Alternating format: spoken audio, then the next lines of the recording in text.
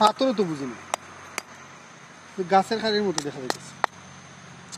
এটি হচ্ছে হবিগঞ্জ জেলার চুনারঘাট উপজেলার রামগঙ্গা যে একটা টিলা দেখছেন, এটা কিন্তু সবসময় আসলে এভাবে যখন বর্ষার সিজন আসে তখন কিন্তু এটা ধসে পড়ে।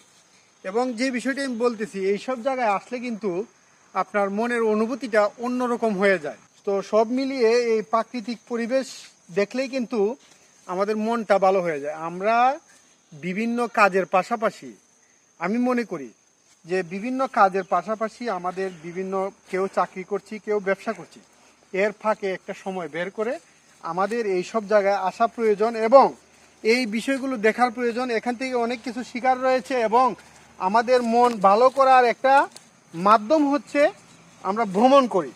তো ভ্রমণের যে বিষয়টা, এটা যদি আমি আপনাকে বলি, আমাদের দেশে এখনও অনেক কিছু রয়ে গেছে আমাদের অজান্তে। যে আমরা অনেক কিছু আমাদের দেশেরই আমাদের অনেক কিছু আমরা দেখি নাই। আমরা চলে যাচ্ছি কোথায়? আমরা চলে যাচ্ছি ইন্ডিয়া, শ্রীলঙ্কা, বিভিন্ন জায়গায় চলে যাচ্ছি, আপনার দুবাই চলে যাচ্ছি, কিন্তু আমাদের দেশে এখনও অনেক কিছু দেখার বাকি রয়েছে। আমার দেশটাকে আগে চিনি, আমার দেশটাকে আগে সুন্দর করে দেখি, তারপর দেশের বাহিরে কোথাও যাব।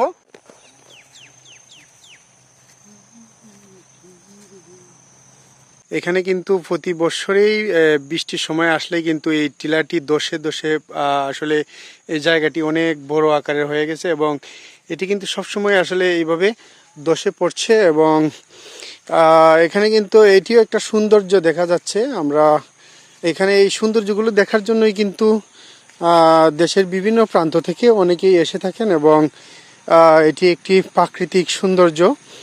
তো আমরা কিন্তু দেশের বিভিন্ন জায়গায় গিয়ে থাকি সৌন্দর্যগুলো উপভোগ করার জন্য, কিন্তু আমাদের দেশে যে এরকম আসলে সৌন্দর্য দেখার মতো প্রাকৃতিক পরিবেশ রয়েছে, এগুলো কিন্তু আমরা সবসময় অ্যাভয়েড করে চলি। আমাদের প্রথমেই আমাদের দেশটাকে চেনার প্রয়োজন এবং আমাদের দেশটাই আগে আমরা আসলে দেখার প্রয়োজন। এখানে আমরা আমার বন্ধুবর জসিম সহ আমরা দুজন আসছিলাম।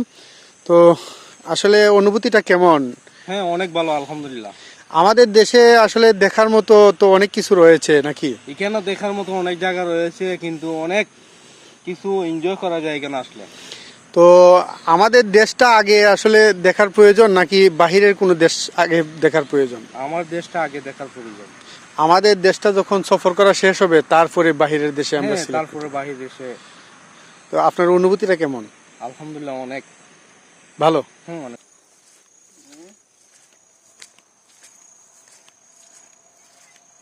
বিশাল পাহাড়ে ভাই।